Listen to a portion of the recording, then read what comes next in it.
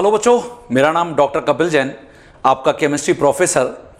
जो redox reaction की आप ये सीरीज़ देख रहे हो, इसमें लास्ट एपिसोड में मैंने आपको ऑक्सीकरण अंक से संबंधित जो भी अपवाद हो सकते हैं वो अभी मैंने कुछ आपको उदाहरण दिए थे, जैसे कैरोज अम्ल, मार्शल अम्ल, ब्लीचिंग पाउडर और या इसकी जगह क्रोमियम परऑक्साइड CrO5 को हमने डिस्कस किया।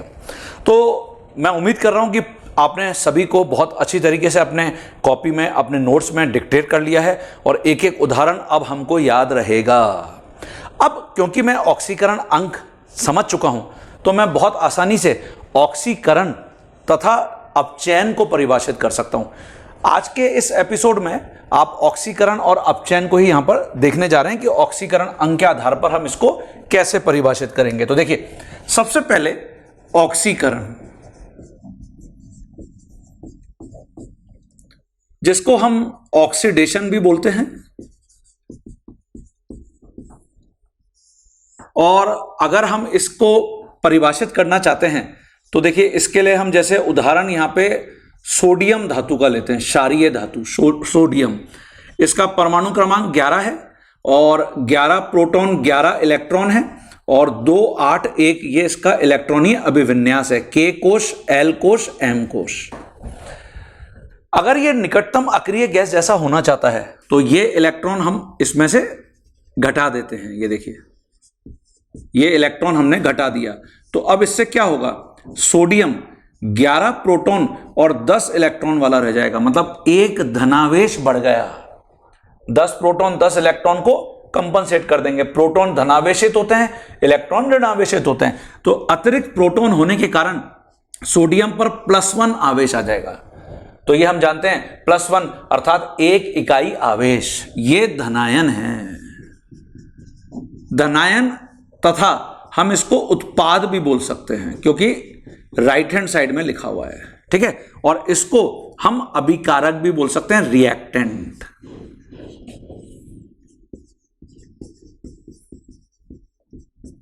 अभिकारक। अब अगर आप देखें कि दोनों तरफ यहां पे ऑक्सीकरण अंक क्या है सोडियम का, तो देखिए, जो अभिकारक या रिएक्टेंट वाली साइड है, यहां सोडियम का ऑक्सीकरण अंक ये 0 है, सोडियम पर कोई भी आवेश नहीं है। जबकि जो उत्पाद वाली साइड है, यहां सोडियम का ऑक्सीकरण अंक +1 है, ये देखिए। और हम क्या देख रहे हैं, इलेक्ट्रॉन निकलने के बाद जो ऑक्सीकरण अंक है वो 0 से +1 हो गया। तो देखिए, ऑक्सीकरण अंक के आधार पर ऑक्सीकरण को कैसे परिभाषित कर सकते हैं, इलेक्ट्रॉन का निकलना अथवा ऑक्सीकरण अंक में वृद्धि, इसको हम बोलते हैं ऑक्सीकरण। ये देखिए, ये ऑक्सीकरण है, ऑक्सीकरण अंक में वृद्धि हो गई।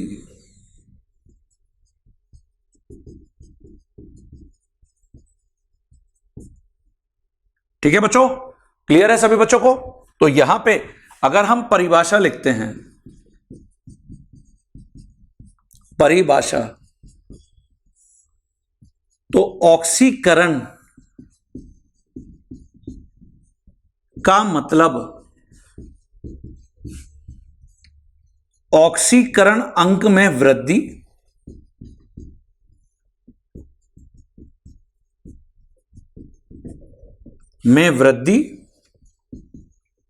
जिसको हम बोल सकते हैं increase in oxidation number,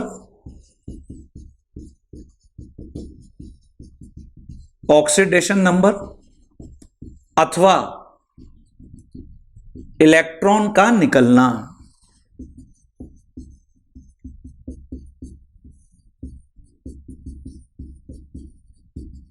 electron के निकलने को हम बोलते हैं डी इलेक्ट्रोनेशन। ये देखिए, तो इलेक्ट्रॉन के टर्म्स में आप इसको ऐसे लिख सकते हो, इलेक्ट्रॉन का निकलना और या फिर ऑक्सीकरण अंक में वृद्धि।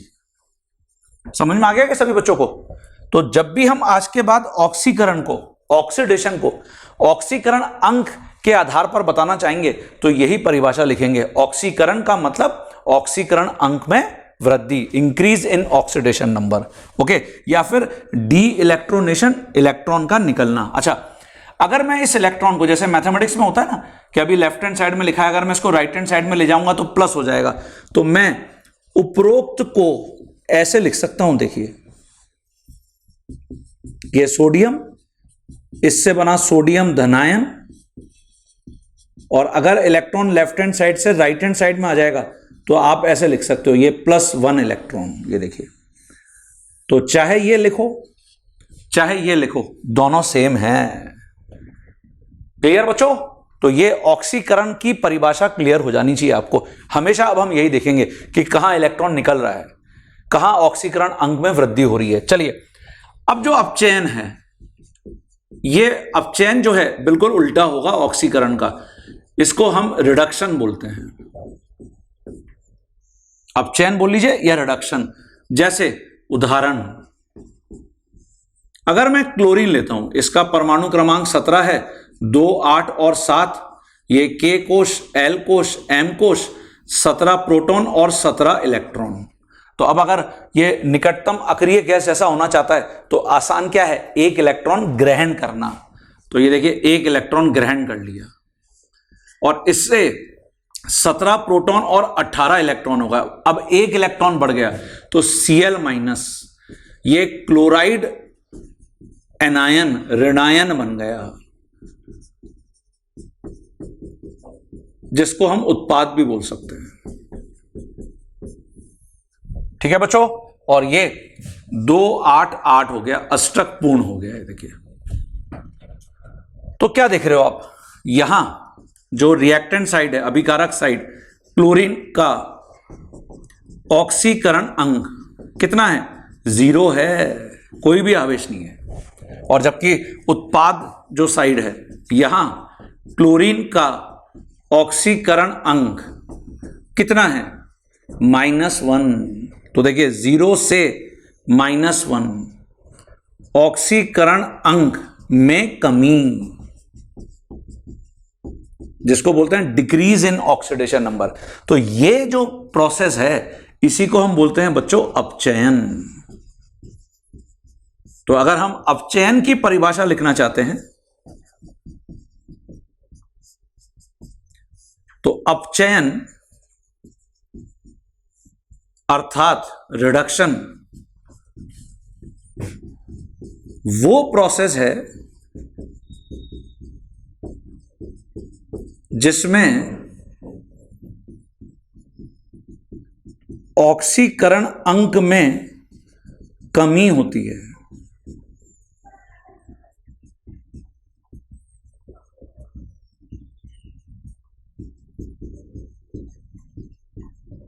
ठीक है बच्चों? ऑक्सीकरण अंक में कमी, इसका मतलब decrease in oxidation number.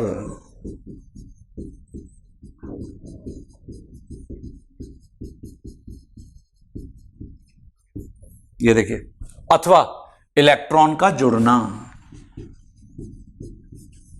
Electron का जुड़ना।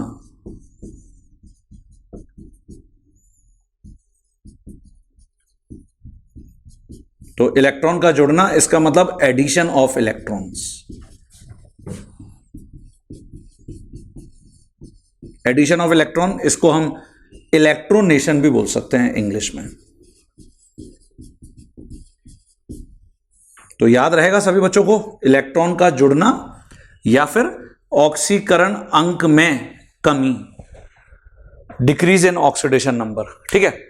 तो जब भी हम आज के बाद ऑक्सीडेशन की बात करेंगे, ऑक्सीकरण अंक में वृद्धि या फिर डी इलेक्ट्रोनेशन, और जब भी हम अपचयन की बात करेंगे तो किसी भी केमिकल प्रोसेस में, किसी भी रासायनिक प्रोसेस में ऑक्सीकरण अंक में कमी को अपचयन कहते हैं, और या फिर इलेक्ट्रॉन का जुड़ना, इलेक्ट्रॉन अगर जुड़ता है तो उसको अपचयन कहते हैं। तो इसके आधार पर हम ऑक्सीकारक और अपचायक को भी परिभाषित कर सकते हैं। वो मैं यहां पे लिखता हूं, सबसे पहले ये लिख लीजिए आप।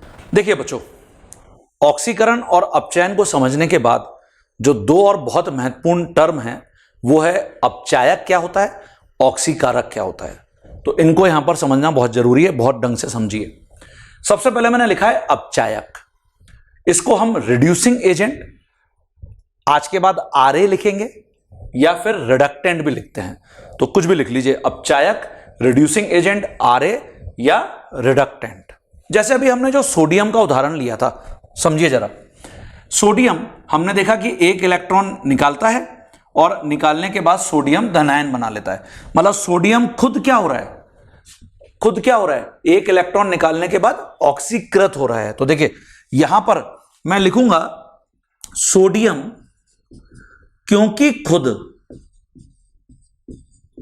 ऑक्सीकृत हो रहा है, अतः दूसरों को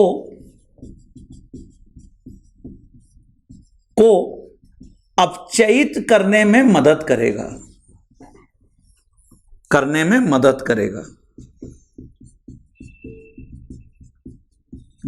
करेगा। इसीलिए सोडियम को हम अपचायक बोलते हैं। ये देखिए, अपचायक बोलते हैं।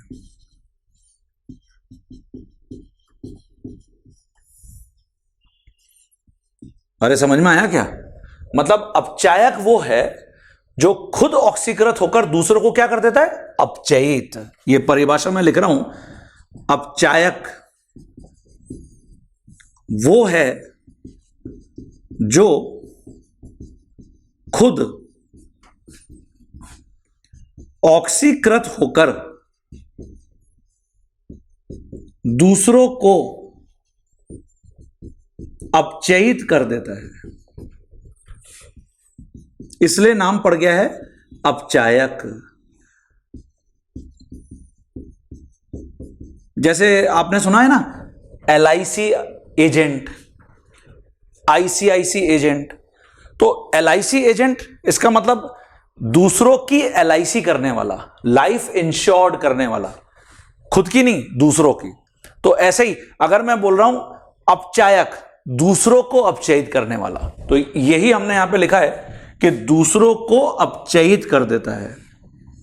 तो जैसे हम एक LIC एजेंट को याद रख सकते हैं कि दूसरों की LIC करता है, वैसे ही हम अपचायक को याद रख लेंगे जो दूसरों को अपचयित कर देता है। ठीक है बच्चों, क्लियर है? अच्छा, जो अपचायक हैं वो हमेशा इलेक्ट्रॉन डोनर होते हैं। ये देखिए, हमेशा इलेक्ट्रॉन दाता या डोनर होते हैं।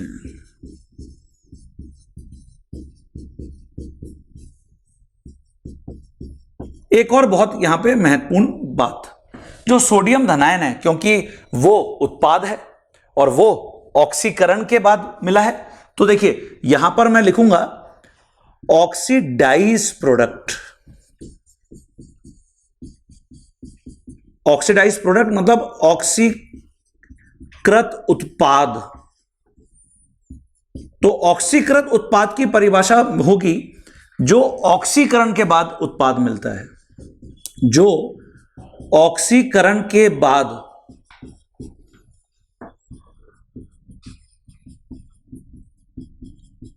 उत्पाद मिलता है। ये देखिए बच्चों, तो यहां इसको थोड़ा सा मैं ऐसे लाइन बना देता हूं जिससे कि आपको कंफ्यूजन नहीं होगा। तो सोडियम को हमने क्या लिखा, अपचायक, ठीक है। और जो सोडियम धनायन है उसको हम क्या लिखेंगे, ऑक्सीकृत उत्पाद। ये देखिए, इसको हम ओपी भी लिखेंगे बच्चों। ओपी मतलब ऑक्सीडाइज प्रोडक्ट, ये हम इसको लिख सकते हैं। जैसे अपचायक को हमने क्या लिखा है, आरए। समझ में आ गया सभी बच्चों को? तो ये बहुत महत्वपूर्ण है। अपचायक मतलब जो दूसरों को अपचयित कर देता है, जिसको हम रिड्यूसिंग एजेंट या आरए बोल रहे हैं। चलिए, अब ये दूसरा कौन है जिसको कि ये अपचयित कर रहा है ना? तो इसको समझते हैं। देखिए यहां पे, जैसे सोडियम ने इलेक्ट्रॉन त्यागा और सोडियम धनायन बना लिया। जो इलेक्ट्रॉन त्यागा वो देखिए क्लोरीन ने ग्रहण कर लिया और खुद अपचयित हो गया। इसका मतलब सोडियम ने क्लोरीन को हेल्प किया अपचयित होने में। तो देखिए अब मैंने यहां पे लिखा है ऑक्सीकारक, या ऑक्सीडाइजिंग एजेंट या ओए या ऑक्सीडेंट की परिभाषा। क्लोरीन इलेक्ट्रॉन ग्रहण किया और Cl माइनस बना लिया। तो देखिए यहां पर जो क्लोरीन है, क्लोरीन को मैं क्या लिखूंगा, मैं क्लोरीन को लिखूंगा ये ऑक्सीकारक है। क्यों है ऑक्सीकारक? क्योंकि खुद अपचयित होकर दूसरों को, और जैसे यहां पे दूसरा हम कौन बोल सकते हैं, आंसर है सोडियम। सोडियम ऑक्सीकृत हो रहा है, तो दूसरों को जैसे सोडियम ऑक्सीकृत होने में मदद करता है।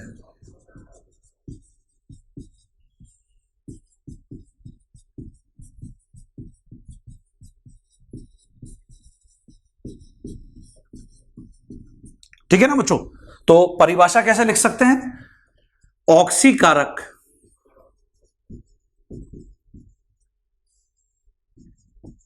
वह पदार्थ है जो कि खुद अपचयित होकर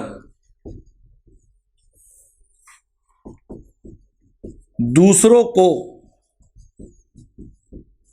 ऑक्सीकृत कर देता है। ये देखिए, तो दूसरों को जो ऑक्सीकृत करता है उनको हम ऑक्सीकारक बोलते हैं। अच्छा, ये हमेशा इलेक्ट्रॉन ग्राही होंगे, एक्सेप्टर। तो ये भी आपसे पूछा जा सकता है। तो सिंपली आपको याद रखना है, जैसा भी मैंने आपको उदाहरण दिया था, LIC एजेंट दूसरों को LIC करता है, तो अपचायक दूसरों को अपचयित करता है, ऑक्सीकारक दूसरों को ऑक्सीकृत करता है। ठीक है? और जो Cl माइनस है, ये देखिए, इसको मैं लिख सकता हूं यहां पे अपचयित उत्पाद। अपचयित उत्पाद मतलब रिड्यूस प्रोडक्ट, जिसको हम RP भी लिखते हैं बच्चों। तो इसकी परिभाषा क्या हो जाएगी? उत्पाद जो अपचयन के बाद मिलता है, उत्पाद जो अपचयन के बाद मिलता है।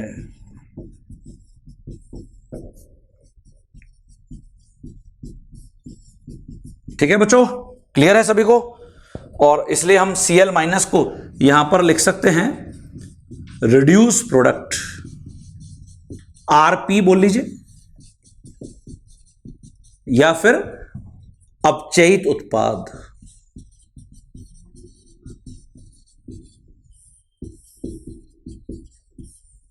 क्लियर हो गया कि सभी बच्चों को? तो सोडियम क्या है? अपचायक है। सोडियम धनायन ऑक्सीकृत उत्पाद, क्योंकि सोडियम धनायन ऑक्सीकरण के बाद मिला है। क्लोरीन ऑक्सीकारक है, और जो Cl माइनस है वो अपचयित उत्पाद है, क्योंकि अपचयन के बाद मिला है। तो ये सारे टर्म्स बहुत महत्वपूर्ण हैं और केमिस्ट्री में बहुत इंपॉर्टेंट रोल प्ले करते हैं। अच्छा, सोडियम धातु है या अधातु? धातु, क्षारीय धातु है। तो धातु सामान्यतः अच्छे अपचायक होते हैं, क्योंकि धातु हमेशा इलेक्ट्रॉन का त्याग करते हैं, और जो क्लोरीन है वो अधातु है, वो हमेशा अच्छे इलेक्ट्रॉन ग्राही होते हैं, मतलब ऑक्सीकारक होते हैं। तो ये भी मैं यहां पे लिखना चाहूंगा। तो ये इस एपिसोड में आपके लिए जरूरी था। ओके, तो पहले तो ये लिख लीजिए सभी बच्चे। देखिए बच्चों, यहां हम नोट में लिख लेंगे सभी धातु जिनको हम मेटल्स बोल सकते हैं, अच्छे अपचायक होते हैं।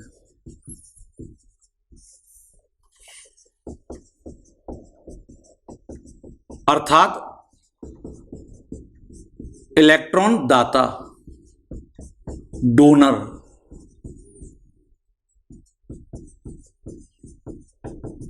जबकि सभी अधातु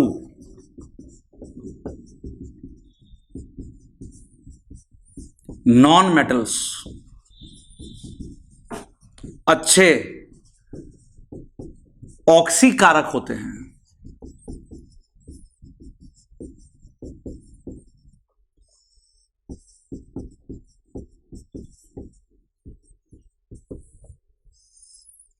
अर्थात इलेक्ट्रॉन ग्राही, जिनको हम एक्सेप्टर भी बोलते हैं।